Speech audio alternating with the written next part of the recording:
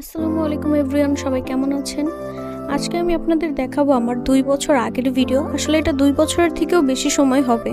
আমি 2023 সালের শুরুর দিকে হয়তোবা এই ভিডিওটা আপলোড করেছিলাম। আর দেখাবো 2 মাস আগের একটা ভিডিও। এখন আপনারা বলবেন এই দুইটা ভিডিওর ভিতরে কি পার্থক্য রয়েছে। 2 বছরের ভিতরে আমার কত কিছু চেঞ্জ হয়েছে, লাইক ফেস, ভিডিও কোয়ালিটি, করার ধরন।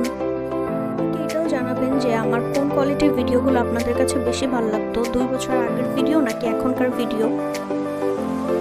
আপনারা আমাকে বলবেন যে আমার আগের ভিডিওর সাথে এখনকার ভিডিওর সব থেকে বড় পার্থক্যটা কি, কোন জিনিসটা আপনাদের চোখে বেশি পড়ছে, যে আগে এই জিনিসটা ভালো ছিল এখন এই জিনিসটা নেই, বা কোনো একটা কিছু আপনারা আমাকে বলবেন।